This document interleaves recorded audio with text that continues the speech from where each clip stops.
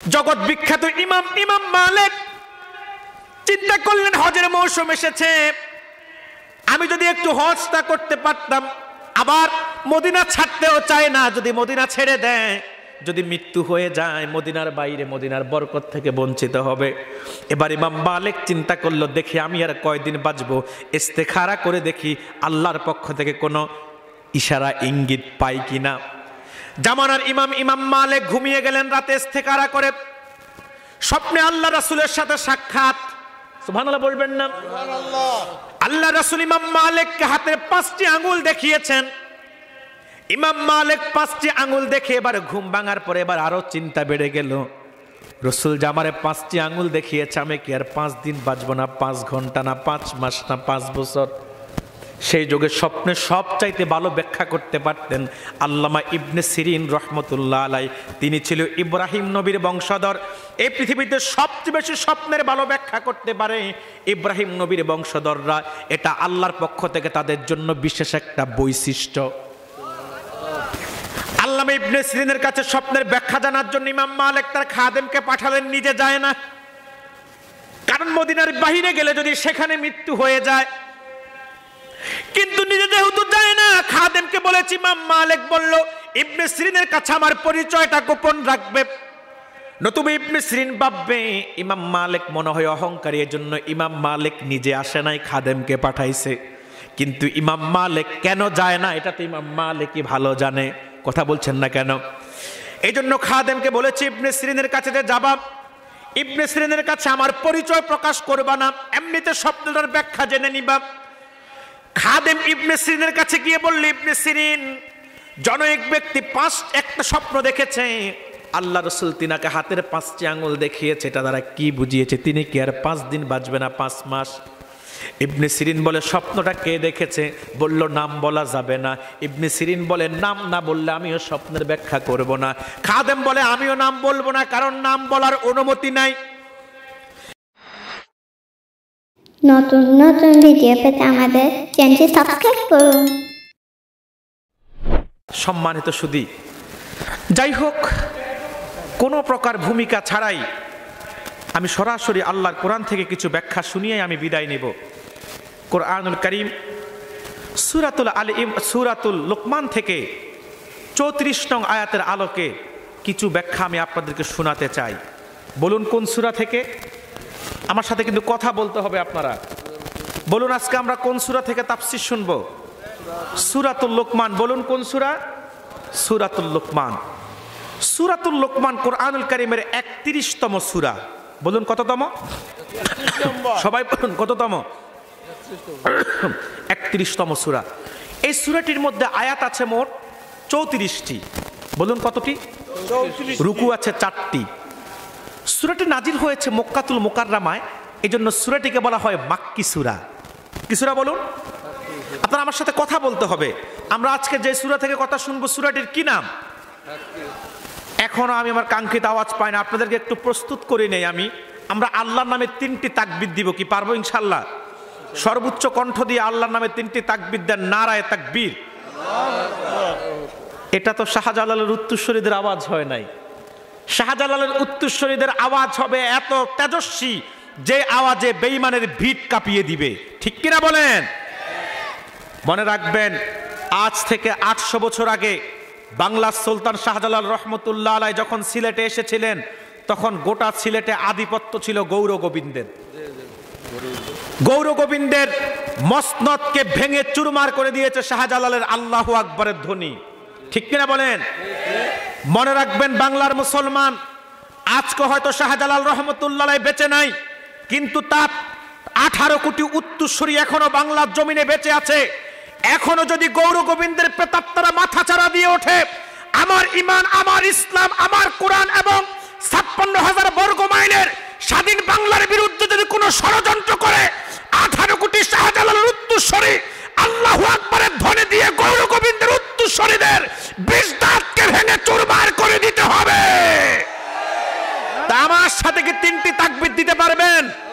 আমার সাথে সর্বোচ্চ কণ্ঠে 3টি তাকবীর দিবেন, নারায়ে তাকবীর। এখনো আমি আমার কাঙ্ক্ষিত আওয়াজ পাই নাই। বৈরাগী বাজারবাসী ইমানি আওয়াজ দিয়ে তাকবীর দেন, নারায়ে তাকবীর। যারা দাঁড়িয়ে আছেন আপনারা চুপ থাকবেন না, সর্বোচ্চ কণ্ঠে শেষ তাকবীরটা দেন, গোটা এলাকাটা কাঁপায়া দেন। নারায়ে তাকবীর, নারায়ে রিসালাত, আহলে সুন্নাত ওয়াল জামাত। আল্লাহ আমাদের তাকবীরকে তুমি কবুল করে নাও, বলি আল্লাহুম্মা আমিন। এবার মোটামুটি আপনাদের জজবা আসছে তো? তো বলুন আমরা আজকে তাফসীর শুনবো কোন সূরা থেকে? সবাই বলুন সূরাতুল লোকমান। এটা কি মাক্কি সূরা না মাদানী সূরা? এই সূরাতে আয়াত আছে মোট 34টা। বলুন কতটি? রুকু আছে 4টি। বলুন কতটি? আমরা এই সূরার শেষ আয়াতের আলোকে কিছু ব্যাখ্যা শুনবো। বলুন কততম আয়াত? সূরাতুল লোকমানের শেষ আয়াতের আলোকে আমরা কিছু ব্যাখ্যা শুনবো। সূরাতুল লোকমান একটা অলির নামে সূরা। কার নামে বলুন? অলির নামে। আল্লাহ কোরআনে কয়েকটা সূরা নাজিল করেছে নবীর নামে, যেমন সূরাতুল ইব্রাহিম, সূরাতুল মুহাম্মদ, সূরাতুল ইউনুস, সূরাতুল ইউসুফ। এগুলা কিসের নামে? নবীর নামে। কার নামে বলুন? নবীর নামে। দুইটা সূরা নাজিল করেছে অলির নামে, একজন মহিলা একজন পুরুষ। একটি হচ্ছে সূরাতুল মরিয়াম আর একটি হচ্ছে সূরাতুল লোকমান। সুবহানাল্লাহ বলবেন না? হযরত লোকমান একজন বুজুর্গ ব্যক্তি ছিলেন, আকৃতিতে বেটে মানুষ ছিলেন, অর্থাৎ খাটো, চামড়া ছিল কালো, নাকটা ছিল চ্যাপ্টা, চেহারাটা খুব ভালো ছিল না। কর্মে ছিল রাখাল এবং কাঠমিস্ত্রি। কি ছিল? কাঠমিস্ত্রি এবং রাখাল। কিন্তু এত বড় বুজুর্গ ছিল আর এমন মানুষ ছিল, এত জ্ঞানী ছিল, তিনি তার সন্তানকে নসিহত করেছিলেন কয়েকটা। এত ভালো লেগেছে আল্লাহর কাছে, লোকমানের নামে একটি সূরা নাজিল করে প্রত্যেকটা নসিহত উম্মতে মুহাম্মদীর জন্য আল্লাহ কোট করে দিয়েছেন। সেই অলির নামে সূরা সূরাতুল লোকমান। 34 নং আয়াতে আল্লাহ তাআলা 5টি বিষয় আলোচনা করেছেন, যে 5টি বিষয়, যে 5টি জ্ঞান আল্লাহ ছাড়া আর কারো কাছে নাই। ভাইয়েরা আমার, আল্লাহ তাআলা বলেন ইন্নাল্লাহা ইনদাহু ইলমুস সাআহ, নিশ্চয় কিয়ামতের জ্ঞান আল্লাহর কাছে আছে। আল্লাহ ছাড়া কেউ জানে না কিয়ামত কখন হবে। সুবহানাল্লাহ বলবেন না? এরপর আল্লাহ বলেন ইউনাজ্জিলুল গায়স, তিনি বৃষ্টি বর্ষণ করেন। তৃতীয়ত ইয়ালামু মা ফিল আরহাম, গর্ভাশয়ে কি ছেলে আছে না মেয়ে আছে তিনি তা জানেন, আল্লাহ ছাড়া কেউ জানেন না। ওয়া মা তাদরি নাফসুম মাযা তাকসিবু গাদান, আগামীকাল সে কি উপার্জন করবে এটা আল্লাহ ছাড়া কেউ জানে না। সুবহানাল্লাহ বলবেন না? এরপর আল্লাহ বলেন ওয়া মা তাদরি নাফসুম বিআইয়ি আরদিন তামুত, কে কোন দেশে মৃত্যুবরণ করবে এটা আল্লাহ ছাড়া আর কেউ জানেন না। সম্মানিত ভাইয়েরা আমার, 5টি জ্ঞান, যে 5টি জ্ঞান আল্লাহ তার নিজের মধ্যে রেখেছেন, কারো কাছে আল্লাহ প্রকাশ করেন নাই। যে 5টি জ্ঞান সম্পর্কে আল্লাহ ছাড়া কেউ জানে না, একমাত্র আল্লাহ রাব্বুল আলামিনই জানেন। আল্লাহ এগুলা কারো কাছে প্রকাশ করেন নাই। কয়টি জ্ঞান বলুন? একটু জবান খুলে বলুন কয়টি জ্ঞান? 5টি জ্ঞান। এই পৃথিবীতে একজন জগৎ বিখ্যাত ইমাম ছিল, ইমাম মালিক রাহমাতুল্লাহ আলাইহি। যেমন বড় আলেম ছিল, তেমন মুজতাহিদ ছিল, তেমন বড় আশিক রাসূল ছিল। সুবহানাল্লাহ বলবেন না? ইমাম মালিক মনে মনে চিন্তা করে যে আমি জানি আর কয়দিন বাঁচবো। তিনি এত বড় আশিক রাসূল, মদিনা ছেড়ে তিনি কোথাও যেতেন না, কারণ যদি মদিনার বাইরে গেলে মৃত্যু হয়ে যায়, যদি সেখানে তিনি মারা যায় তাহলে মদিনার বরকত থেকে তিনি বঞ্চিত হবে। এজন্য ইমাম মালিক মদিনা ছেড়ে কোথাও যেতেন না। জগৎ বিখ্যাত ইমাম মালিক চিন্তা করলেন হজের মৌসুম এসেছে, আমি যদি একটু হজটা করতে পারতাম। আবার মদিনা ছাড়তেও চায় না, যদি মদিনা ছেড়ে দেয়, যদি মৃত্যু হয়ে যায় মদিনার বাইরে, মদিনার বরকত থেকে বঞ্চিত হবে। এবার ইমাম মালিক চিন্তা করলো, দেখি আমি আর কয়দিন বাঁচবো, ইস্তেখারা করে দেখি আল্লাহর পক্ষ থেকে কোনো ইশারা ইঙ্গিত পাই কিনা। জামানার ইমাম মালিক ঘুমিয়ে গেলেন রাতে ইস্তেখারা করে। স্বপ্নে আল্লাহ রাসূলের সাথে সাক্ষাৎ। সুবহানাল্লাহ বলবেন না? আল্লাহ রাসূল ইমাম মালিককে হাতের 5টি আঙ্গুল দেখিয়েছেন। ইমাম মালিক 5টি আঙ্গুল দেখে এবার ঘুম ভাঙার পরে এবার আরো চিন্তা বেড়ে গেল। রাসূল জামারে 5টি আঙ্গুল দেখিয়েছে, আমি কি আর 5 দিন বাঁচবো না, 5 ঘন্টা না, 5 মাস না, 5 বছর? সেই যুগে স্বপ্নের সবচাইতে ভালো ব্যাখ্যা করতে পারতেন আল্লামা ইবনে সিরিন রহমতুল্লাহ আলাই। তিনি ছিল ইব্রাহিম নবীর বংশধর। এই পৃথিবীতে সবচেয়ে বেশি স্বপ্নের ভালো ব্যাখ্যা করতে পারে ইব্রাহিম নবীর বংশধররা। এটা আল্লাহর পক্ষ থেকে তাদের জন্য বিশেষ একটা বৈশিষ্ট্য। আল্লামা ইবনে সিরিনের কাছে স্বপ্নের ব্যাখ্যা জানার জন্য ইমাম মালিক তার খাদেমকে পাঠালেন, নিজে যায় না। কারণ মদিনার বাহিরে গেলে যদি সেখানে মৃত্যু হয়ে যায়, কিন্তু নিজে যেহেতু যায় না, খাদেমকে বলেছি। ইমাম মালিক বলল ইবনে সিরিনের কাছে আমার পরিচয়টা গোপন রাখবে, নতুবা ইবনে সিরিন ভাববে ইমাম মালিক মনে হয় অহংকারী। এজন্য ইমাম মালিক নিজে আসে নাই, খাদেমকে পাঠাইছে। কিন্তু ইমাম মালিক কেন যায় না এটা তো ইমাম মালিকই ভালো জানে। কথা বলছেন না কেন? এই জন্য খাদেমকে বলেছি ইবনে সিরিনের কাছে যে যাবা, ইবনে সিরিনের কাছে আমার পরিচয় প্রকাশ করবা না, এমনিতে স্বপ্নটার ব্যাখ্যা জেনে নিবা। খাদেম ইবনে সিরিনের কাছে গিয়ে বলল, ইবনে সিরিন জনৈক ব্যক্তি একটা স্বপ্ন দেখেছে। আল্লাহ রসুল তিনাকে হাতের 5টি আঙুল দেখিয়েছে। এটা দ্বারা কি বুঝিয়েছে? তিনি কি আর 5 দিন বাঁচবে না 5 মাস? ইবনে সিরিন বলে স্বপ্নটা কে দেখেছে? বলল নাম বলা যাবে না। ইবনে সিরিন বলে নাম না বললে আমিও স্বপ্নের ব্যাখ্যা করব না। খাদেম বলে আমিও নাম বলবো না, কারণ নাম বলার অনুমতি নাই। ইবনে সিরিন বলে খাদেম যদি স্বপ্নের কে দেখেছে স্বপ্ন যদি নাম না বলো, আমিও স্বপ্নের ব্যাখ্যা আমিও বলবো না, কারণ এই যুগে এমন স্বপ্ন জামানার ইমাম মালিক ছাড়া আর কেউ দেখতে পারে না। আল্লাহু আকবার বলে। এবার খাদেম কই বুঝে যেহেতু গেছে আর গোপন রেখে লাভ কি? খাদেম বলে কথা ঠিক, ইমাম মালিকই স্বপ্নটা দেখেছে।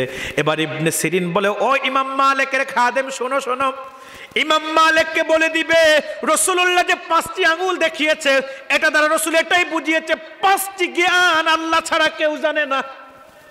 ইমাম মালিক যে মৃত্যু কখন হবে তা জানতে চেয়েছে, রাসূল এটাই বুঝিয়েছে 5টি জ্ঞান আল্লাহ ছাড়া কেউ জানে না। ইমাম মালিককে স্মরণ করায়া দিও সূরাতুল লুকমানের 34 নং আয়াতের কথা। আল্লাহ তাআলা সূরাতুল লুকমানের 34 নং আয়াতে বলে দিয়েছেন 5টি এমন জ্ঞান যেটা আল্লাহ ছাড়া আর কেউ জানেন না। তার মধ্যে প্রথমটা হলো ইন্নাল্লাহা ইনদাহু ইলমুস সাআহ, নিশ্চয়ই কিয়ামতের জ্ঞান আল্লাহর কাছে রয়েছে। কিয়ামত কখন হবে আল্লাহ ছাড়া কেউ জানে না। কিয়ামত হবে এটা সত্য, এটা হবে, এটা সত্য হবেই হবে, তবে কবে হবে কখন হবে আল্লাহ ছাড়া কেউ জানে না। কথা বলছেন না কেন? তবে রসুল সাহাবাই কেরাম কে রসুল সাল্লাল্লাহু আলাইহি সাল্লামকে সাহাবাই কেরাম জিজ্ঞাসা করছে হুজুর কিয়ামত কখন হবে? আল্লাহর হাবিব সাল্লাল্লাহু আলাইহি সাল্লাম বলেন নাই কিয়ামত কখন হবে, কিন্তু রসুল বলেছেন কিয়ামতের অপেক্ষা তখন করবে যখন পৃথিবীতে আমানতের খেয়ানত হবে। রসুল কিয়ামত কখন হবে সেটা বলেন নাই, কিয়ামতের আলামত হুজুর বলে গিয়েছেন। কিয়ামত কখন হবে এটা একমাত্র আল্লাহ জানেন। রসুল জানলেও রসুল বলেন নাই। সুবহানাল্লাহ বলবেন না? রসুল জানলেও রসুল প্রকাশ করেন নাই। সাহাবায়ে কেরাম জিজ্ঞেস করলো হুজুর মাতাস-সাআ, হুজুর কিয়ামত কখন হবে? আল্লাহর হাবিব বলল কে জিজ্ঞেস করেছো? সাহাবী বলে হুজুর আমি। আল্লাহর হাবিব বলে শোনো, যখন পৃথিবীতে আমানতের খেয়ানত হবে তখন তোমরা কিয়ামতের জন্য অপেক্ষা করবে। আমানতের খেয়ানত বোঝেননি? কথা বলছেন না কেন? আমানতের খেয়ানত বলতে আপনারা কি বোঝেন? কথা বলে না। জনগণের সম্পদ খেয়ানত করা। রিলিফের চাল বরাদ্দ হয়েছে 10 কেজি, জনগণরা দেয় 3 কেজি, জনগণরা দেয় 7 কেজি, নেতা খায় 3 কেজি। আপনারা বোঝেন এটা আমানতের খেয়ানত? কথা বলে না। কিংবা আপনাদের রাস্তার বাজেট হয়েছে 5 কোটি টাকা, কাজ করলো 3 কোটি টাকা আর 2 কোটি টাকা মেরে খাইলো, আপনারা বোঝেন এটা আমানতের খেয়ানত? কথা বলছেন না কেন? এখন আপনারা আমানতের খেয়ানত বোঝেন, সাহাবায়ে কেরাম কি আমানতের খেয়ানত বুঝতো না? কথা বলছেন না কেন? কিন্তু সাহাবী আবার উল্টা প্রশ্ন করলো হুজুর, পাল্টা প্রশ্ন করলো হুজুর আমানতের খেয়ানত কি জিনিস?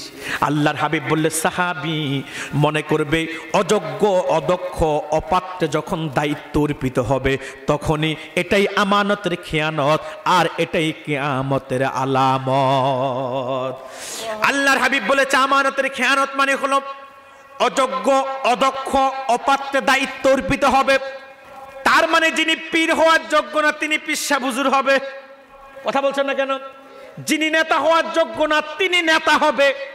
যিনি চেয়ারম্যান হওয়ার যোগ্য না তিনি চেয়ারম্যান হবে, যিনি এমপি হওয়ার যোগ্য না তিনি এমপি হবে, যিনি মসজিদের সভাপতি হওয়ার যোগ্য না তিনি সভাপতি হবে, যিনি পঞ্চায়েতের সভাপতি হওয়ার যোগ্য না তিনি পঞ্চায়েতের সভাপতি হবে, যিনি মাদ্রাসা কমিটি হওয়ার যোগ্য না, ক্ষমতা আছে টাকা আছে, তিনি বড় নেতা, বড় পদ। কথা বলেন, এটাই হচ্ছে অযোগ্য অদক্ষ পাত্রে দায়িত্ব অর্পিত হওয়া, এটাই হচ্ছে আমানতের খেয়ানত। মিলাইয়া দেখেন না এই খেয়ানত শুরু হয়েছে কি হয় নাই। আজকে অযোগ্য অদক্ষ পাত্রে আজকে দায়িত্ব অর্পিত হচ্ছে, যিনি যে দায়িত্ব পাওয়ার যোগ্য না তিনি সে দায়িত্ব নিয়ে বসে আছে। কথা বলেন। সম্মানিত ভাইয়েরা আমার, কিয়ামতের অসংখ্য আলামত রাসূল বলে গিয়েছেন। আল্লাহর হাবিব আলামতে সুগরা আলামতে কুবরা, বড় আলামতের কথা বলেছেন, ছোট আলামতের কথা বলেছেন, ছোট ছোট অসংখ্য আলামতের কথা হুজুর বলেছেন। রাসূল বলেছে কিয়ামতের আগে পৃথিবীতে হত্যা বেড়ে যাবে, হত্যা। মানুষে মানুষকে হত্যা করবে, কিন্তু একটু মায়া দয়া মানুষের হবে না। আজ থেকে হত্যা বাড়ছে না কমছে? কথা বলে না। আজ থেকে হত্যা বাড়ছে না কমছে? মানুষ কারণে অকারণে আজকে মানুষের জীবন নিয়ে নেয়। সামান্য কথা কাটাকাটিতে মানুষ একজন আরেকজনের মাথায় বাড়ি দেয়। কথা বলছেন না কেন? আর রাজনীতির কথা কি বলবো, কেউ ক্ষমতায় থাকতে আর কেউ ক্ষমতায় যেতে কি পরিমাণ মানুষকে মরতে হয় তার কোনো হিসাব নাই। বাংলাদেশে রাজনীতির জন্য 1971 সাল থেকে শুরু করে 24 পর্যন্ত গত 54 বছরে যেই পরিমাণ মানুষ মরেছে, আমি বলে থাকি যদি তার 10 ভাগের 1 ভাগও আল্লাহর কোরআনের রাজ কায়েম করার জন্য জীবন দিত, বহু আগে 56,000 বর্গ মাইল বাংলাদেশে আল্লাহর কোরআনের রাজ প্রতিষ্ঠা হয়ে যেত। ঠিক কিনা বলেন? মাইকের আওয়াজটা দিক থেকে এভাবে আসে কেন?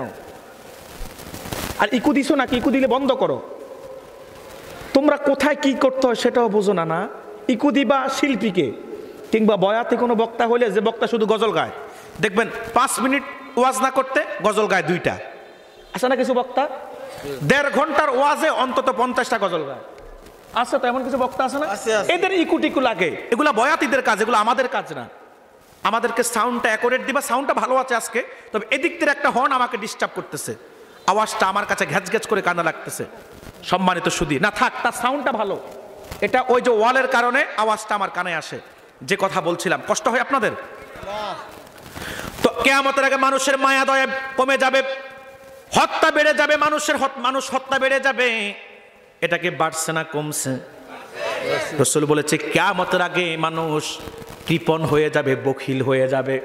মানুষ দান সদকা করতে চাইবে না, যাকাত দেওয়াটাকে মানুষ জরিমানা মনে করবে। আজকে সেটা হয়েছে কি হয় নাই? কথা বলছেন না কেন? দেখবেন দিনের রাস্তায় মানুষ দান করার ক্ষেত্রে খুব বখিল, আর যাকাত তো মানুষ এখন ঠিক মতো হিসাব করে দেয় না। এমন অবস্থা সমাজের মধ্যে, ধনীরা আজকে হিসাব করে যাকাত দেয় না।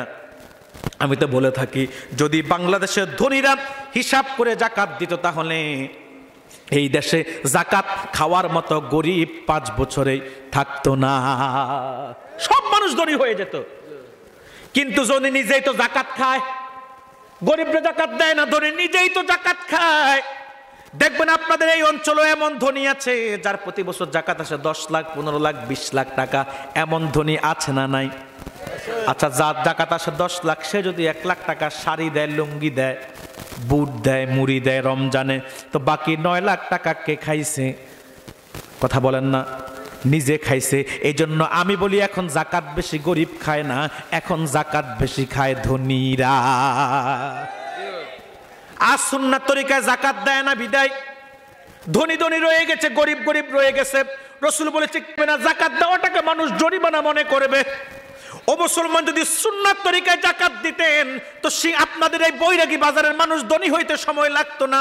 আচ্ছা, আপনাদের এই বৈরাগী বাজারে অন্তত 200টা পরিবার আছে না নাই?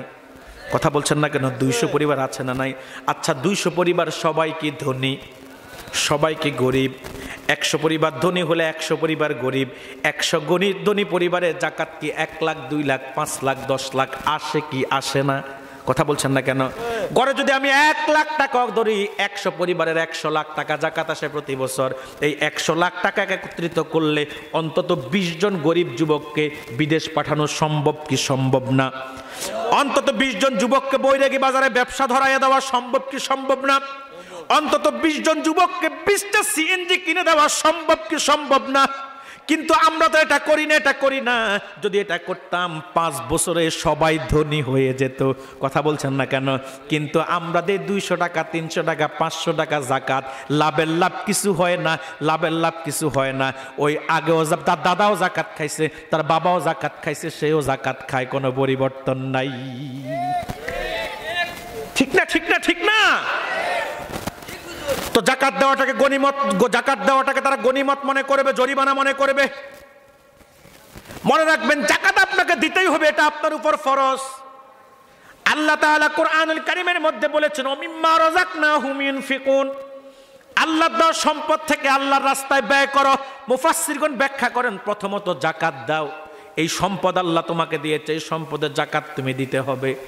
শুধু তাই না, এই জাকাত বাস্তবায়ন সমাজে কে করবে? কুরআনুল কারীম আল্লাহ সেটা দায়িত্ব বন্টন করে দিয়েছেন। আল্লাহ তাআলা বলেন, আল্লাযীনা ইম্মাক্কান্নাহুম ফিল আরদি ইয়াকামুস সালাতা ওয়া আতাউয যাকাত ওয়া আমারু বিল মা'রুফি ওয়া নাহাউ আনিল মুনকার। সুবহানাল্লাহ বলবেন না? আল্লাহ তাআলা বলেন, যদি আমি আমার কোন ইমানদারকে সমাজের প্রোপাইটর বানাই, স্বত্বাধিকারী বানাই, তার কাজ হলো 4টি। 1, আকামুস সালাত, সে নামাজ কায়েম করবে। 2, আতাউ যাকাত, সে যাকাত প্রদান করবে। 3, আমারু বিল মা'রুফ, মানুষদেরকে সৎ কাজের আদেশ দিবে। 4, অনাহাউ আনিল মুনকার, অসৎ কাজে বাধা দিবে। দুঃখজনক হলো সত্য, আমরা যাদেরকে বানাই তারা নামাজ কায়েম করবে কি নিজেরাই নামাজ পড়ে না।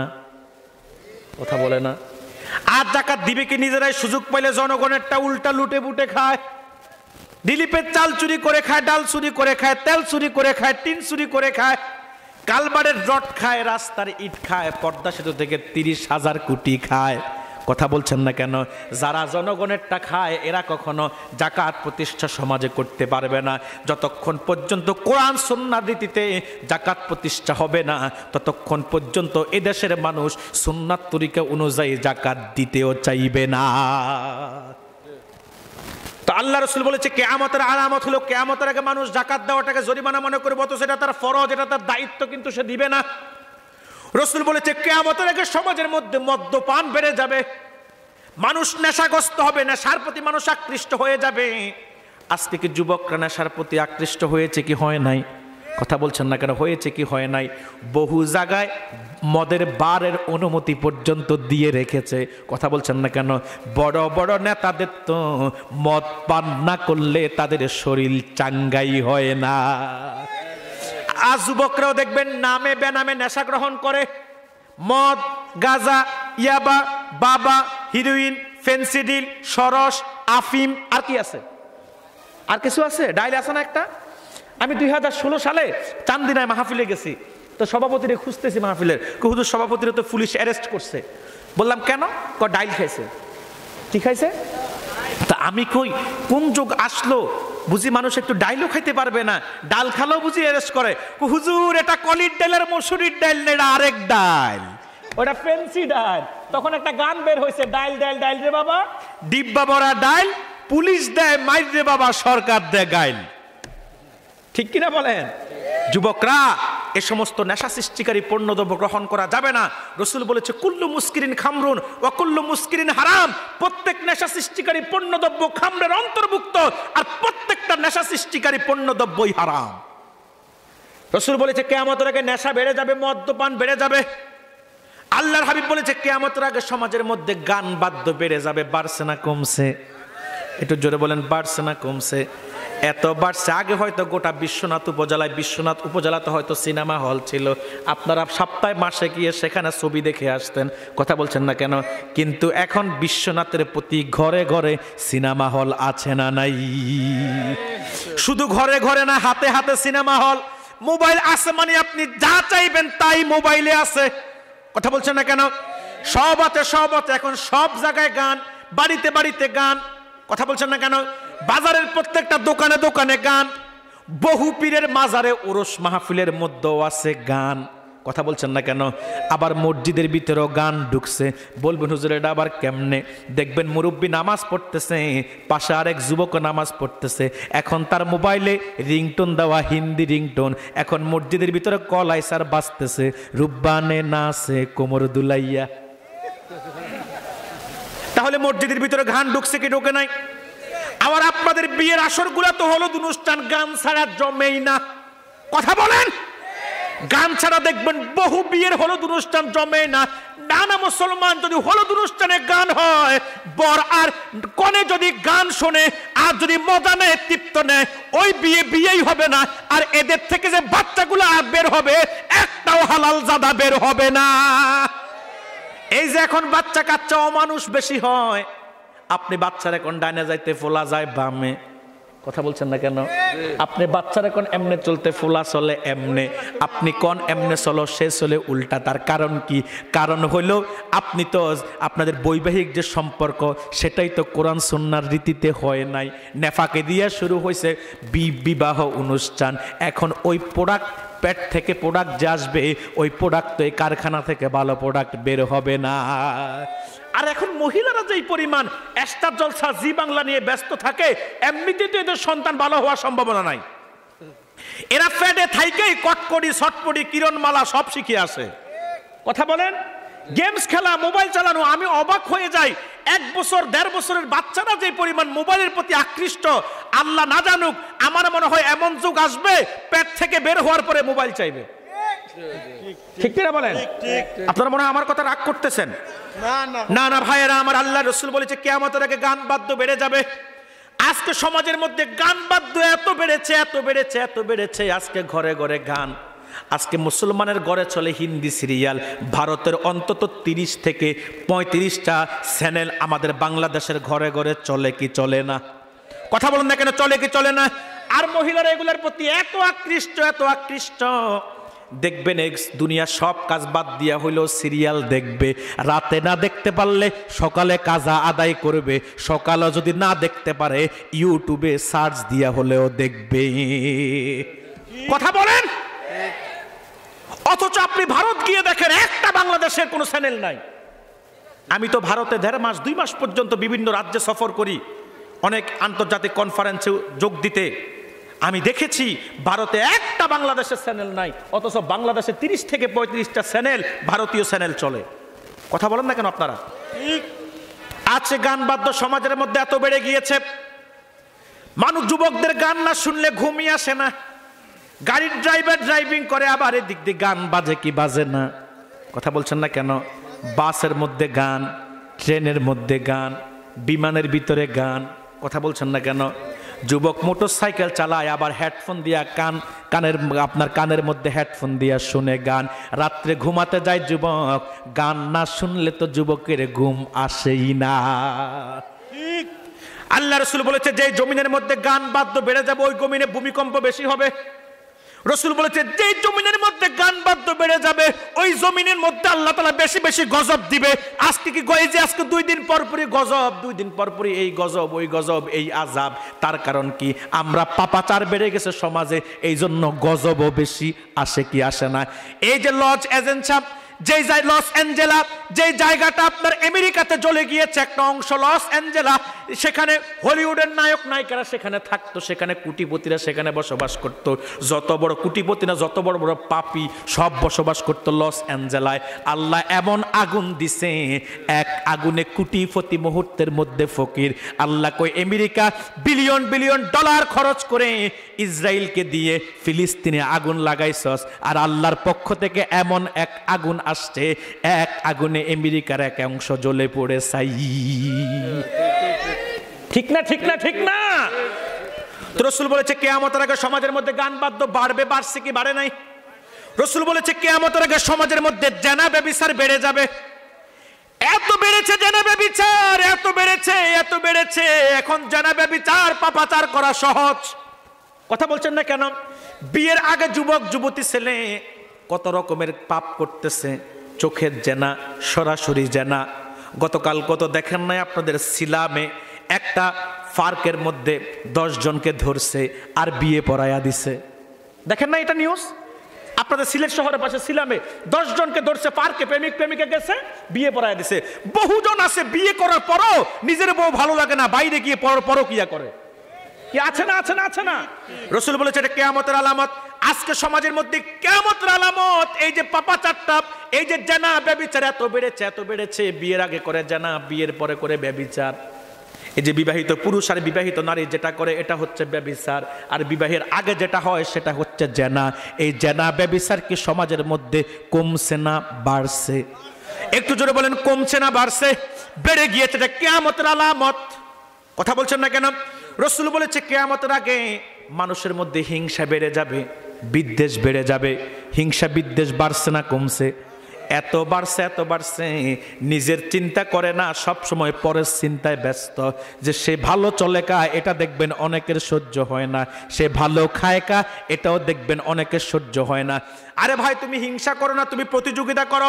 একজন লোক ভালো চলছে, ভালো খাচ্ছে, তুমিও চেষ্টা করো ভালো চলো, ভালো খাও, কিন্তু তার সাথে হিংসা করো না। কিন্তু রাসূল বলেছে কিয়ামতের আগে বেড়ে যাবে হিংসা বিদ্বেষ।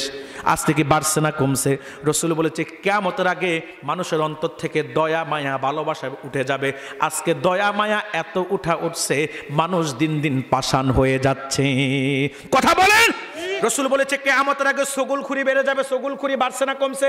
এর কথা ওর কাছে, ওর কথা এর কাছে লাগাইয়া সমাজের মধ্যে দ্বন্দ্ব। কমছে না বাড়ছে? আমার কথাগুলোতে মনে হয় আপনারা রাগ করতেছেন।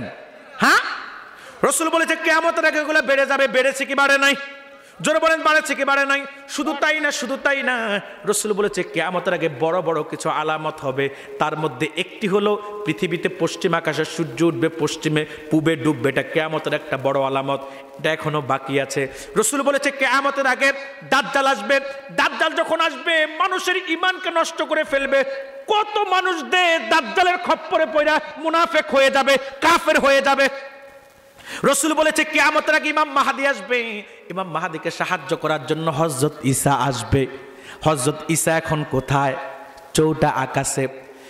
আল্লাহর হাবিব সাল্লাল্লাহু আলাইহি সাল্লামের উম্মত হওয়ার জন্য ঈসা নবী আল্লাহর কাছে দরখাস্ত করেছেন।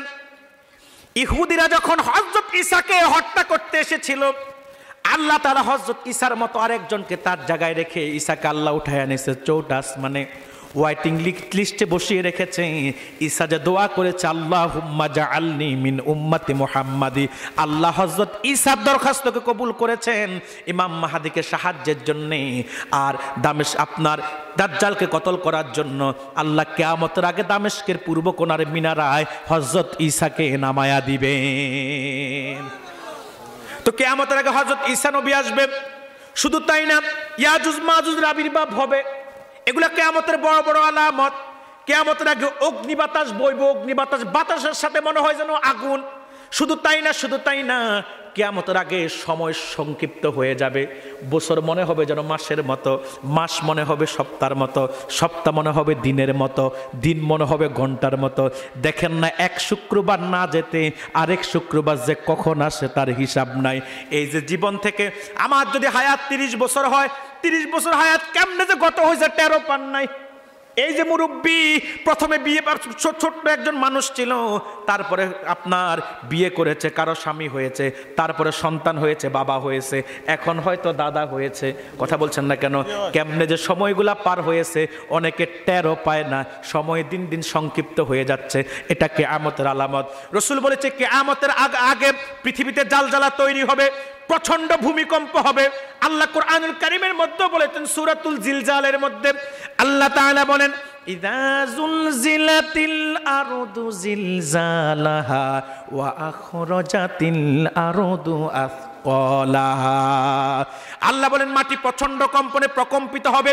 মাটি তার নিচে থাকা ন্যাচারাল অ্যাডভান্টেজেস, যত প্রাকৃতিক সম্পদ আছে, সোনা, রূপা, লোহা, অ্যালুমিনিয়াম, সব কিছু মাটি বের করে দিবে। মানুষ বলবে, আরে এই তেল গ্যাস সোনার রূপার জন্য কত মারামারি করলাম, কত কাটাকাটি করলাম, এক ভাই আরেক ভাইয়ের মাথায় বাড়ি দিলাম, এই সম্পদের জন্য সমাজের মধ্যে কত দাঙ্গা হাঙ্গামা করলাম, কিন্তু আজকে কি হলো? না চাইতে মাটি সব তার বুক থেকে বের করে দিচ্ছে। কিন্তু এমন একদিন মাটি সব বের করে দিবে যেদিন সোনা রূপা লোহা তেল গ্যাস কোনো কিছু আপনার 2 পয়সার উপকারও লাগবে না। ঠিক কিনা বলেন? এই যে কিয়ামতের আলামত, কিন্তু কিয়ামত কখন হবে এটা রাসূল বলে যায় নাই, শুধু আলামতগুলা বলে গিয়েছে। কিন্তু মনে রাখবেন মুসলমান, মুমিনরা যতক্ষণ থাকবে ততক্ষণ ভূপৃষ্ঠে কিয়ামত হবে না। সুবহানাল্লাহ বলবেন না? এটি আমার কথা নয়, সহিহ বুখারীর হাদিস। আল্লাহর হাবিব বলেছেন, লা তাকুমুস সাআতু হাত্তা ইউকালা আল্লাহু আল্লাহ। ততক্ষণ পর্যন্ত ভূপৃষ্ঠে কিয়ামত হবে না, কিয়ামত হবে না যতক্ষণ পর্যন্ত আল্লাহ আল্লাহ বলার মতো একজন মুমিন থাকবে। তো কিয়ামত নিশ্চিত, তবে সময়টা কখন আমিও জানি না, আপনিও জানেন না, রাসূলও বলে যান নাই, একজন জানে, তিনি কে? আল্লাহ বলেন, ইন্নাল্লাহা ইনদাহু ইলমুস সাআ, নিশ্চয়ই কিয়ামতের জ্ঞান আল্লাহর কাছে রয়েছে। কয়টি জ্ঞান? আল্লাহ ছাড়া কেউ জানে না। শুনছেন কয়টা? আর 4টি কি শুনবেন? ধৈর্য কি আছে? 1 ঘন্টা তো হয়ে গেছে, 1 ঘন্টা হয়ে গেছে, 5 মিনিট কম 1 ঘন্টা হয়ে গেছে, অর্থাৎ 55 মিনিট। আমি টেরও পাই নাই কোন দিক দিয়ে 1 ঘন্টা গেল। আর কিছুক্ষণ শুনবেন? আর আধা ঘন্টা কে কে শুনবেন? হাত তুলেন তো দেখি। মাস, হ্যাঁ জিও জিও, আরো 1 ঘন্টা, হ্যাঁ 1.5 ঘন্টা, খুব কাস্ত রাত। হ্যাঁ ঠিক আছে। আহা, তোমাদের আরো বক্তা আছে, আছেন আরো আলোচক আছে, আরো আলোচক আছে, মাওলানা নুরুল হাসান তাওহীদ আছে, সেও তো আলোচনা করবে। আর আধা ঘন্টা একটু আমার সাথে কষ্ট করেন, যেভাবে চলতে সেভাবে চলবে নাকি কিচ্ছা কাহিনী বলবো? আমি সব সময় চেষ্টা করি সমাজের বাস্তবতার সাথে তাল মিলিয়ে জাতির প্রয়োজনের যে কথাগুলা দরকার সেগুলা বলা। আলহামদুলিল্লাহ বলেন তো। কয়টা জ্ঞান আল্লাহ ছাড়া কেউ জানে না? প্রথমটা কি? মেজবা ভাই বসেন। আছি আলহামদুলিল্লাহ। আমাদের ঈদুল ফিতর এই মাসে শপথ করা হয়েছে। হ্যাঁ, একটু জিকির করেন, লা ইলাহা বলবো। হ্যাঁ করে দিব ঠিক আছে। মুহাব্বতে লা ইলাহা। না চাটা লাগবে না, তাহিদ ভাই কয়টায় আসবে? তাহিদ ভাই প্রোগ্রামে আসতে 4-5 মিনিট। আচ্ছা আসুক, আসতে চাটা খাক, 12:30 পরে আসুন, ঠিক আছে। মুহাব্বতে লা ইলাহা লা ইলাহা ইল্লাল্লাহু মুহাম্মাদুর রাসূলুল্লাহ সাল্লাল্লাহু আলাইহি ওয়াসাল্লাম। আজকে যে আমি এত তাড়াহুড়া করে আসছি আর 11টায় আইসা পৌঁছাইছি, এটার জন্য যদি কৃতিত্ব দিতে হয় তো মেজবা বাইরে দিতে হবে। আল্লাহর বান্দা আমারে কি পরিমাণ প্যারা দিছে শুধু যথাসময়ে এনে পৌঁছানোর জন্য। আলহামদুলিল্লাহ বলবেন না? নতুবা আমি কিন্তু ওখানের মতো ছেড়ে এখানে আমার মতো করে স্বাভাবিক আসতাম। তবে শুধুমাত্র আমার সাথে তিনিই যোগাযোগ করেছে বেশি। আল্লাহর বান্দা আমাকে খুব বেশি আপনার যোগাযোগ করে কত বাচ্চা ফোন করছে তার কোনো হিসাব নাই। আলহামদুলিল্লাহ বলবেন না? এটা হচ্ছে ভালোবাসা, ঠিক কিনা বলেন? আমিও তিনার জন্য দোয়া করি, আল্লাহ তাআলা তিনাকে আপনাদের এলাকার গর্বিত সন্তান হিসেবে কবুল করুক। এখন তো গণ অধিকার পরিষদে আছেন, আপনার সিলেট মহানগরীর যুগ্ম আহ্বায়ক যত সম্ভব। আমি দোয়া করি, অনেককেই তো আমরা দেখেছি, অন্তত আগামী দিন তাদের মাধ্যমে আল্লাহ তাআলা আমাদের ভাগ্যে ভালো কিছু রেখে দিক, বলি আমিন। আবার কেউ খেফেন না চাইয়েন। সম্মানিত সুধী, যে কথা বলছিলাম, কয়টা জ্ঞান? কয়টা জ্ঞান আল্লাহ ছাড়া কেউ জানে না? তার মধ্যে প্রথমটা কি? কিয়ামতের জ্ঞান। দ্বিতীয় যে জ্ঞান আল্লাহ ছাড়া কেউ জানে না, আল্লাহ রাব্বুল আলামিন বলেন ওয়ায়ুনাজ্জিলুল গাইস, তিনি বৃষ্টি বর্ষণ করেন। তিনি বৃষ্টি বর্ষণ করেন। আপনার আমার কারো ক্ষমতা নাই এক ফোঁটা জমিনে বৃষ্টি বর্ষণ করার। আসেনি বলেন? যদি নাই, যদি থাকতো এই পৃথিবীতে যে কত দাঙ্গা হাঙ্গামা হইতো, কারণ যার যারে ভালো লাগতো বৃষ্টি ভালো লাগতো না, বৃষ্টি দিত না। যদি ভারতের প্রেসিডেন্ট নরেন্দ্র মোদীর হাতে থাকতো বৃষ্টি বর্ষণের ক্ষমতা, তো ভুলও আমাদেরকে আমাদের প্রয়োজনে বৃষ্টি দিত না, বরং তার যখন প্রয়োজন হতো না তখন মেঘালয়ের পানি দিয়ে আপনাদের সিলেটকে ভাসায়া দিত। কথা বলছেন না কেন? আর যদি এই দেশের কোনো ক্ষমতাবানদের হাতে থাকতো, আওয়ামী লীগের হাতে বৃষ্টি বর্ষণের দায়িত্ব থাকলে বিএনপিরে দিত না। কথা বলছেন না কেন? বিএনপির হাতে থাকলে আওয়ামী লীগরে দিত না। কথা বলছেন না কেন? এখন আবার বিএনপি আর জামাতের মধ্যে শুরু হয়েছে দা কোমড়া সম্পর্ক। এতদিন যারা ছিল একসাথে, এখন আবার তারা ভিন্ন। এমন পরিস্থিতি, এক পক্ষ আরেক পক্ষরে সহ্য করতে পারে না। এখন আওয়ামী লীগ যে তৃতীয় পক্ষে রাখতো, বিএনপি জামাতরে পানি দিত না, জামাত বিএনপিরে দিত না। কথা বলেন। এই জন্য আল্লাহ তাআলা বৃষ্টি কার হাতে রেখেছেন? আল্লাহর হুকুম ছাড়া এক ফোঁটা পানি আকাশ থেকে জমিনে পড়ে না। আল্লাহ বলেন ওয়ায়ুনাজ্জিলুল গাইস, তিনি বৃষ্টি বর্ষণ করেন। এই জন্য দেখবেন বৈরাগী বাজারের আকাশে যখন মেঘ ধরে একেবারে কালো হয়ে যায়, মনে হয় যেন এই না বৃষ্টি আসতেছে। আর এমন বৃষ্টি আসতেছে মনে হয় সব এখনই ভাসায়া দিবে, কিন্তু 5 মিনিট পরে দেখা যায় আকাশ পরিষ্কার। খবর নিলে শোনা যায় সিংহের কাজ বৃষ্টি হয়েছে। ওয়ায়ুনাজ্জিলুল গাইস, তিনি বৃষ্টি বর্ষণ করেন, তিনি ছাড়া কেউ জানে না। দেখবেন আবহাওয়াবিদরা আপনাদেরকে বিভিন্ন সিগন্যাল দেয়, 7 নাম্বার, 8 নাম্বার, 9 নাম্বার দেয় কি দেয় না? কথা বলেন। বলতেছে মহাসেন, বুলবুল, আয়লা, কয়লা, হারিকেল, নার্গিস, বিলকিস আসতেছে, উড়াইয়া লাইব 8 নাম্বার সিগন্যাল, 10 নাম্বার সিগন্যাল, সব উড়াইয়া লাইব, সব কিছু আপনার উড়াইয়া নিয়ে যাবে। কিন্তু আবার সন্ধ্যাবেলা বলে যে আজকে বৃষ্টি, আপনার আয়লা মহাসেনের মুখ আর এখন বাংলাদেশের দিকে নাই, এটা বঙ্গোপসাগর থেকে এখন শ্রীলঙ্কার দিকে ঘুরে গেছে। এই জন্য বৃষ্টি কখন হবে, কতটুক হবে, কোথায় হবে জানে কে? আল্লাহ তাআলা বলেন 5টি জ্ঞান আল্লাহ ছাড়া কেউ জানে না। তার মধ্যে দ্বিতীয় জ্ঞান হলো ওয়ায়ুনাজ্জিলুল গাইস, তিনি বৃষ্টি বর্ষণ করেন। এবার তৃতীয় জ্ঞান হলো ওয়ায়ালামু মা ফিল আরহাম, গর্ভাশয়ে ছেলে আছে না মেয়ে আছে তিনি তা জানেন, আমি জানি না, আপনিও জানেন না। কথা বলছেন না কেন? আমরা কেউ জানি না ছেলে আছে না মেয়ে আছে। আবার ছেলে হবে না মেয়ে হবে, এটাও কার ইশারা? এটা কার ইচ্ছা? বিশ্বাস করেননি তো যদি করেই থাকেন তাহলে 3-4টা একসাথে মেয়ে হইলে একটা না বউরে ফিডান কেন? কথা বলে না। দেখবেন কিছু কাপুরুষ আছে বারবার মেয়ে সন্তান হলে স্ত্রীরে মারে। কথা বলছেন না কেন? শুধু মারে তা না, কিছু উগ্র মেজাজি এমনও আছে স্ত্রীকে তালাকও দিয়া দেয়। আবার দ্বিতীয় সময় ছোটখাটো তালাক দেয় না, তুই তালাক, তোর মায় তালাক, তোর নানিও তালাক। তুই তালাক, তোর মায় তালাক, আর তোর কথা বলে না নানিও তালাক। আচ্ছা, আপনার বউরে আপনি তালাক দিবেন, আপনার অথরিটি আছে, কিন্তু আপনার শাশুড়িরা, নানি শাশুড়িরে তালাক দেওয়ার অথরিটি আপনারা কে দিছে বলেন? কথা বলেন না কেন আপনারা? এটা করে তো সমাজে কিছু মানুষ আছে, বারবার মেয়ে হইলে কিংবা বারবার ছেলে হইলে স্ত্রীকে গালিগালাজ করে, স্ত্রীর সাথে খারাপ ব্যবহার করে, স্ত্রীর ভরণ পোষণটা ঠিক মতো দেয় না। আচ্ছা বলেন তো, ছেলে হবে না মেয়ে হবে, এখানে কি স্ত্রীর কোনো ক্ষমতা আছে? কার ইশারাতে ছেলে হয়? কার হুকুমে মেয়ে হয়? যদি কাউকে দায়ী আপনি করতেই চান, নারীকে নয়, দায়ী করতে হবে পুরুষকে। যদিও দায়ী করা যায় না, কিন্তু দায়ী করতে চাইলে পুরুষকে দায়ী করতে হবে। কারণ ছেলে হবে না মেয়ে হবে, এই সিমটমটা আল্লাহ পুরুষের মধ্যে দিয়েছেন। পুরুষের যে বীর্য শুক্রাণু, এটা হচ্ছে XY, আর নারীর যে বীর্য ডিম্বাণু, এটা হচ্ছে XX।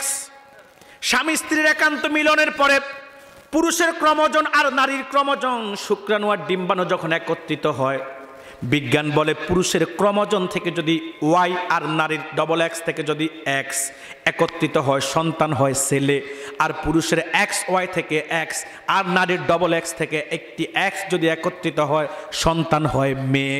তাহলে সিমটম তো আল্লাহ নারীর মধ্যে দেয় নাই, সিমটম দিয়েছে আল্লাহ পুরুষের মধ্যে।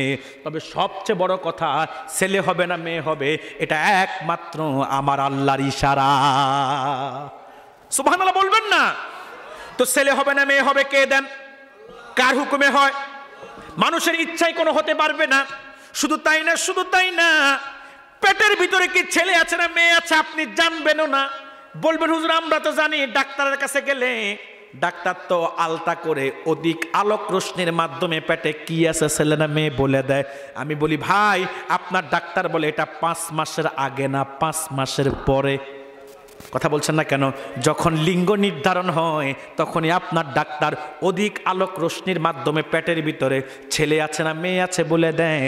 কিন্তু লিঙ্গ নির্ধারণ হওয়ার আগে আপনার ডাক্তার না, তার বাবারও বলার ক্ষমতা নাই এই পেটে কি ছেলে আছে না মেয়ে আছে। এজন্য আল্লাহ তাআলা বলেন ওয়ায়ালামু মা ফিল আরহাম গর্ভাশয়ে ছেলে আছে না মেয়ে আছে তা তিনি জানেন। এটা হলো চতুর্থ বিষয় যেটা মানুষ জানে না। এরপরে পঞ্চম চতুর্থ জ্ঞান যেটা আল্লাহ বলেন ওমা তাদরি নাফসুম মাযা তাকসিবু গাদান, আগামীকাল সে কি উপার্জন করবে এটা আল্লাহ ছাড়া কেউ জানে না। কার রিজিক কোথায় আছে এটা আল্লাহ ছাড়া কেউ জানে না। কার রিজিক কোথায় আছে এটা আল্লাহ ছাড়া কেউ জানে না।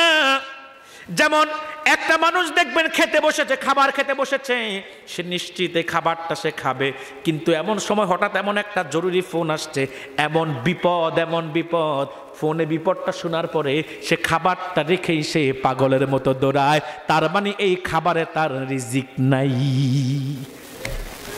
আবার আপনি হঠাৎ এমন এক জায়গায় উপস্থিত হয়েছেন, দুইজন মানুষ খেতে বসেছে, তারা নিশ্চিত খাবারটা দুইজনে খাবে, আসো খাবার দুইজনের। আপনি হঠাৎ উপস্থিত হয়েছেন, এখন আপনাকে রেখে কিভাবে খায়? এখন তারা আপনাকে নিয়ে খাবারটা ভাগ করে খায়, দুইজনের খাবারটা তিনজনে ভাগ করে খায়। 10 সেকেন্ড আগে এরা দুইজনও জানতো না এই খাবারের মধ্যে যে তিনজনের রিজিক আছে। যার রিজিক যেখানে আছে সে সেটা পাবেই পাবে। আল্লাহ তাআলা মানুষকে দুনিয়াতে পাঠানোর 50,000 বছর আগেই তার যা কিছু সে খাবে, তার যা কিছু রিজিক আছে, প্রত্যেকটা রিজিকের দানায় দানায় নাম লেখে আল্লাহ তার পায়ের তলায় রেখে দিয়েছেন। এজন্য মুমিন কখনো রিজিকের জন্য পেরেশান হয় না, এজন্য মুমিন কখনো রিজিকের জন্য দুশ্চিন্তা করে না। মুমিন রিজিক তালাশ করে, কিন্তু মুমিন রিজিকের জন্য পেরেশান হয় না, কারণ আপনার ভবিষ্যৎ আপনি জানেন না, যিনি জানে তিনি কে।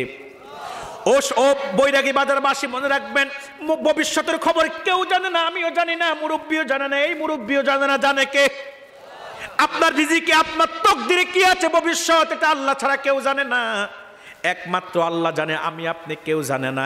যদি কেউ বলে সে বাটপারি করে, কথা বলছেন না কেন? কিন্তু আপনারা তো ভবিষ্যতের খবর জানতে পারলে পাগল হয়ে যান। গণক কবিরাজ যদি একটু ইঙ্গিত দেয় আপনারা কি না খুশি, কথা বলছেন না কেন? আবার ভবিষ্যতের খবর জানার জন্য কবিরাজের কাছে যায়, গণকের কাছে যায়, জ্যোতিষীর কাছে যায়। মনে হয় আমি ভুল বলছি, কথা ভুল বলছি আমি তো, কথা বলেন না কেন? দেখবেন এলাকাতে কিছু টিয়া পাখিওয়ালা বানরওয়ালা ঘোরে, এদেরকে 20 টাকা 50 টাকা দিলে এরা দেখবেন আপনার ভাগ্য বলে। ওদের কাছে অনেকগুলা কাগজ থাকে, কাগজের মধ্যে বিভিন্ন লেখা থাকে। এখন 50 টাকা দিলে দেখবেন ওই টিয়া পাখি মুখ দিয়ে একটা কাগজ তোলে, 20-50টা থাকে, একটা তোলার পরে বলে খুললা কয় লেখা যেটা আছে এটা আপনার ভাগ্য, যদি বিশ্বাস করেন আপনার ঈমান শেষ। কথা বলেন না কেন আপনারা? আবার অনেকে গণকের কাছে গিয়ে হাতের রেখা দেখায়, দেখেন তো আমার ভাগ্যে ভবিষ্যতে কি আছে। এখন গণক রেখা দেখে কয় হারা আছে 3টা। কয়টা? প্রথমটা একটু ছোট, তারপরেরটা একটু বড়, তারপরেরটা অনেক বড়। আপনি মারা যাবেন, এই তো ভয় পাইছে। এই হারা কেমনে কাটমু? ব্যবস্থা আছে। কিতা ব্যবস্থা? ব্যবস্থা হইল যদি আপনি 500 পোলাও চাউল আর একটা কালা খাসি আর 5505 টাকা দেন আমি হারা কাইটা দিমু। এই কথা যদি কোনো গণক বলে কষাইয়া তারে একটা থাপ্পড় মারবে। যদি বলে থাপ্পড় মারলা কেন, আমি তোমার বাবার বয়সী মুরব্বী, চাচার সমান, বলবেন আমার 3টা হারা আছে, এটা আপনি জানলেন, কাটার জন্য ফর্মুলাও দেখাইয়া দিলেন, তো আপনারও যে আজকে ছোটখাটো একটা হারা আছে, থাপ্পড় যে খাইবেন, ঘর থেকে বের হওয়ার সময় নিজের হারা নিজে কেটে বের হলেন না কেন? ঠিক। গণক আপনার ভবিষ্যৎ কখনো বলতে পারেন, এটা বিশ্বাস করলে ঈমান নষ্ট হয়ে যাবে। কথা বলছেন না কেন? আবার দেখবেন অনেকে ভবিষ্যতের খবর জানতে ঢাকায় যায় লিটন দেওয়ানের কাছে। সন্তান বিদেশ যাবে, মা বলে বাবা পাসপোর্ট আর 50,000 টাকা যে জমা দিতে কইছে, জমা দেওয়ার আগে একটু ঢাকা থেকে ঘুরে আয়। মা সেখানে কি আছে? বাবা লিটন দেওয়ান। অতীত বর্তমান ভবিষ্যতের খবর বলে দেয়। লিটন দেওয়ান যে জিগা পাসপোর্ট জমা দিলে ভিসা লাগবে কি লাগবে না, লিটন দেওয়ান যদি বলে লাগবে জমা দিস, নতুবা দরকার নাই, পরে কিলাকিলি করতে পারবো না। এই যে লিটন দেওয়ান ভবিষ্যৎ জানে, এটা বিশ্বাস করলে ঈমান শেষ। কথা বলেন না কেন আপনারা? আবার অনেকে এখন ভবিষ্যতে তকদির পরিবর্তনের জন্য আংটি লাগায়। কথা বলেন না কেন? দেখবেন টেলিভিশনে অ্যাডভার্টাইজ দেয়, কে বলেছে ভাগ্য নাই, ভাগ্য ছাড়া মানুষ নাই। এক আংটিতে আপনার ভাগ্য পরিবর্তন, ব্যবসায় বরকত, চাকরি হয়ে যাবে। কথা বলেন। 20,000 টাকা দিয়ে আংটি কিনলে আপনার ভাগ্য পরিবর্তন হয়ে যাবে। এবার লিটন দেওয়ান থেকে 20,000 টাকা দিয়ে আংটি কিনে আনে ভাগ্য পরিবর্তনের জন্য। যদি আংটি ভাগ্য পরিবর্তন করবে এই বিশ্বাস নিয়ে আংটি হাতে দেন, আপনার ঈমান নাই। কিন্তু আমি আপনাদেরকে ভাগ্য পরিবর্তনের একটা ফর্মুলা আজকে দিতে তো পারি, দিবনি। এখন লিটন দেওয়ানের তো 20,000 টাকা দিয়ে আংটি আনেন ভাগ্য পরিবর্তনের জন্য, আমারে কত দিবেন? কথা বলে না। আমারে টাকা টুকা কিচ্ছু দিতে হবে না, শুধু আমার কথাটা মানার চেষ্টা করবেন। আমি কসম করে বলছি, আল্লাহর কসম, আপনার ভাগ্য পরিবর্তন হয়ে যাবে। সেটা কি? সেটা কি? শীত হোক গরম হোক, একটু শেষ রাতে ঘুম থেকে উঠে যান, অজু করে আসেন আর নামাজের মুসল্লাটা বিছিয়ে ফেলেন, তাহাজ্জুদের নিয়তে আল্লাহর কদমে কয়েকটা সেজদা দিয়ে দেন। তাহাজ্জুদের সেজদা দিয়েই আল্লাহর কাছে দুটো হাত তুলে দেন, মালিক দুনিয়ার সব দরজা বন্ধ হয়ে গিয়েছে, দুনিয়ার সব দরজা বন্ধ, শুধু তোমার রহমতের ভান্ডারের দরজাটা খোলা আছে। আল্লাহ আমাকে রিজিক দাও, আমাকে রিজিক দাও। আমার অবিবাহিত মেয়েটাকে একটা নেককার ছেলের ব্যবস্থা করে দাও, আমার সন্তানটার ব্যবসার ব্যবস্থা করে দাও। যত প্রয়োজন আছে মালিকের কাছে শেষ সাথে তাহাজ্জুদের নামাজ পড়ে চাইবেন। আমার মালিকের যদি একটু দয়া হয়ে যায়, আপনার ভাগ্য পরিবর্তন হতে একটা মুহূর্ত সময় লাগবে না। তো ভবিষ্যতের খবর জানে কে? আপনার রিজিকে কে আছে? আল্লাহ ছাড়া কেউ জানে না।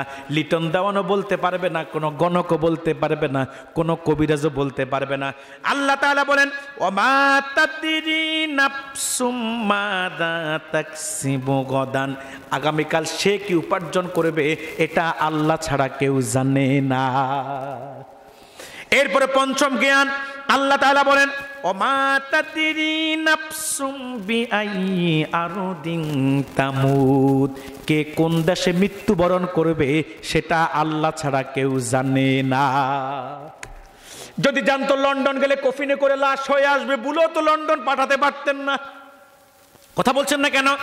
যদি জানতো হসপিটালের বেডের মধ্যে কিছুক্ষণ পরে মৃত্যু হয়ে যাবে, ঘর থেকে তো বুলো বের করতে পারতেন না। কথা বলছেন না কেন?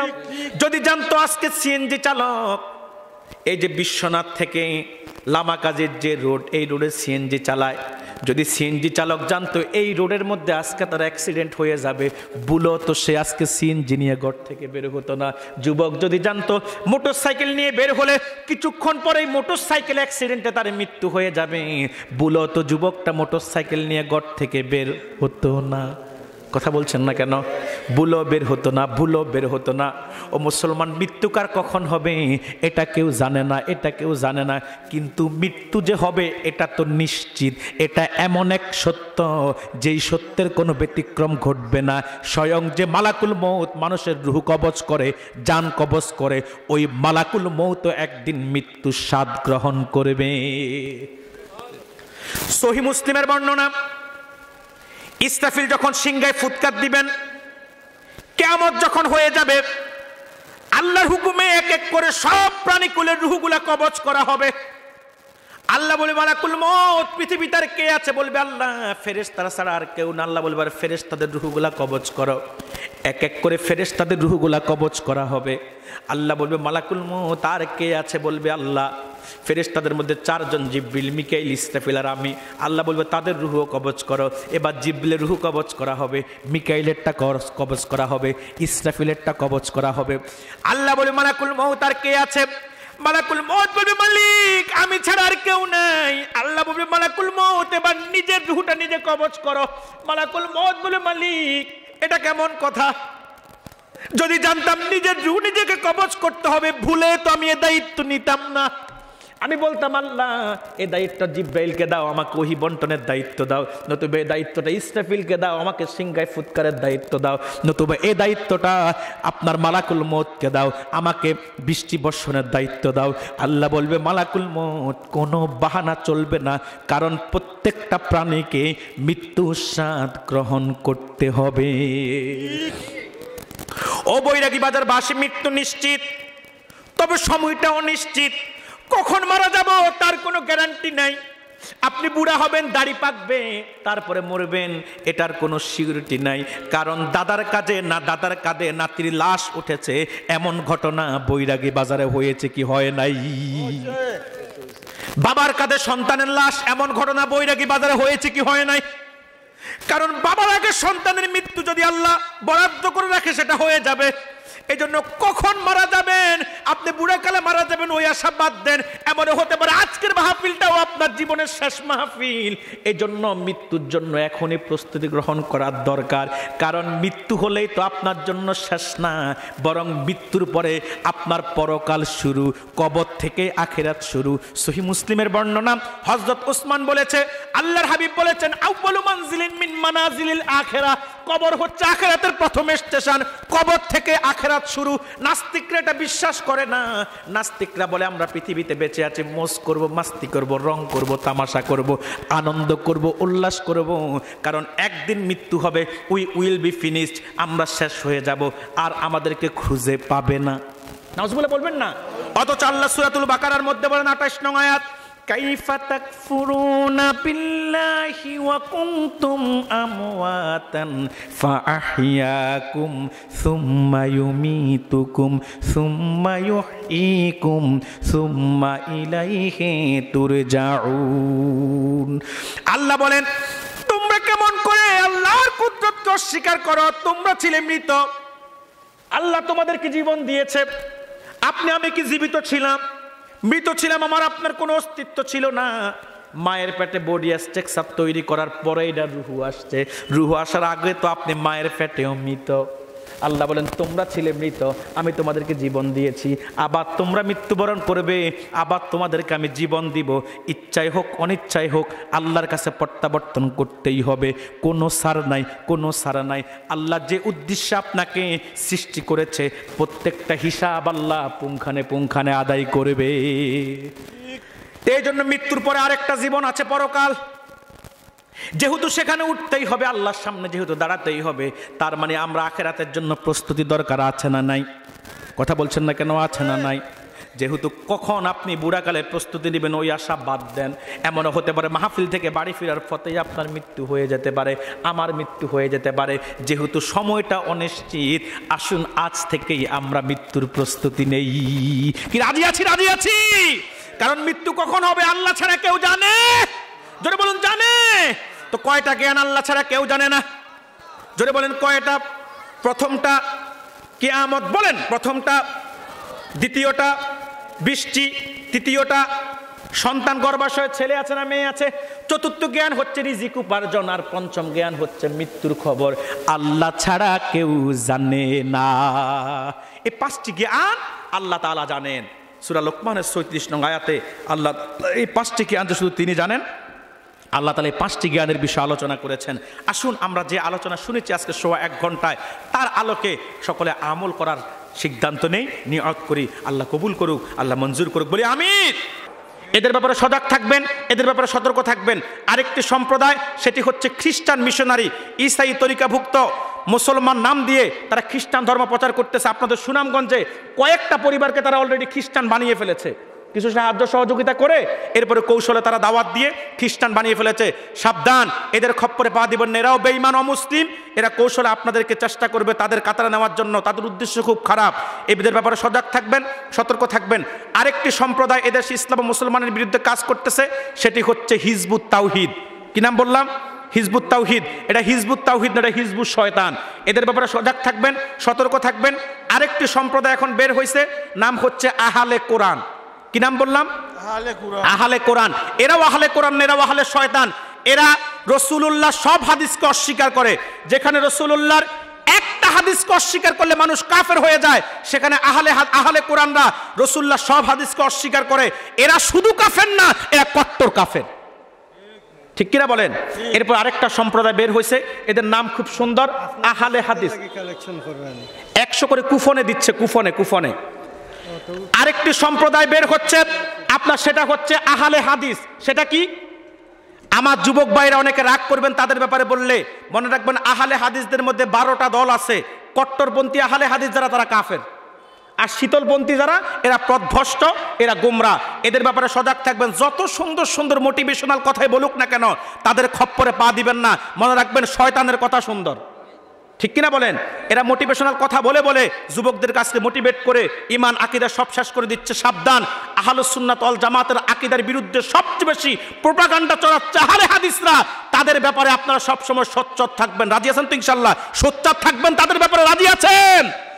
এরপর আরেকটা সম্প্রদায়, সেটা হচ্ছে ভণ্ডপীর। দেওয়ানবাগি, কুতুববাগি, রাজারবাগি, চন্দ্রপুরী, সুরেশ্বরী, হালি হালি দুই হালি।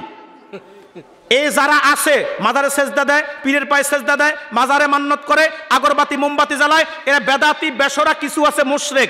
এদের সাথে আহলুস সুন্নাত ওয়াল জামাতের কোনো সম্পর্ক নাই। আমরা জোনপুর, পুরপুরা, সারসিনা, সোনাকান্দা, ফুলতলিকে ভালোবাসি। আরও যারা আছে হক্কানি পীর তাদেরকে ভালোবাসি। বেদাতি বেশরাদেরকে আমরা ঘৃণা করি। এই 6টি সম্প্রদায়ের ব্যাপারে সজাগ থাকবেন, সতর্ক থাকবেন। আল্লাহ তাআলা কবুল করুক, আল্লাহ মঞ্জুর করুক বলি আমিন। দুরূদ শরীফ পড়েন। আল্লাহুম্মা সাল্লি আলা সাইয়্যিদিনা ওয়া নাবিয়্যিনা ওয়া শাফিয়িনা সাল্লাল্লাহু আলাইহি ওয়া আলিহি ওয়াসাল্লাম। মাওলানা তো চলে আসছে। ভাই পরে মোনাজাত করবে, আমি না করি? থাক না। মাওলানা নুরুল হাসান তাওহীদ সাহেব আসছে। যেহেতু এত সুন্দর একটা ঝাঁক বেঁধে বসে আছেন, আমার ভাই, আমার অত্যন্ত প্রিয় মানুষ। আমরা তরুণ যারা আছি আমাদের মধ্যে একটা সুসম্পর্ক আছে। মাওলানা নুরুল হাসান তাওহীদ সাহেব, আরও অনেকেই আছে, ফয়জুল্লাহ ফয়সাল আছে, আবু হানিফ আনোয়ারি সাহেব আছেন, আরও অনেকেই আছে। আমাদের সকলের মধ্যে একটা সুসম্পর্ক আছে। আমরা একজন আরেকজনকে দিল থেকে ভালোবাসি। আমার অত্যন্ত প্রিয় ভাই বন্ধুবর মাওলানা নুরুল হাসান তাওহীদ এসেছেন। তিনি এখন আলোচনা করবেন। আপনারা ওনার চমৎকার কথাগুলো শুনবেন ধৈর্য সহকারে। আমি বিদায় নিচ্ছি। আপনাদের সিলেটে যদিও নিয়ম আছে দোয়া করা মুক্তাসার, আজকে আমারটাও আমি ভাইয়ের জন্য রেখে গেলাম। আমিও মুসাফির, ভাইও মুসাফির। তিনি একসাথে সবার জন্য দোয়া করবেন ইনশাল্লাহ। ভালো থাকবেন, সুস্থ থাকবেন। বিদায় নিচ্ছি। বেঁচে থাকলে আবার কখনো কোথাও আল্লাহ দেখা করিয়ে দিবেন। আসসালামু আলাইকুম ওয়া রাহমাতুল্লাহি ওয়া বারাকাতুহু।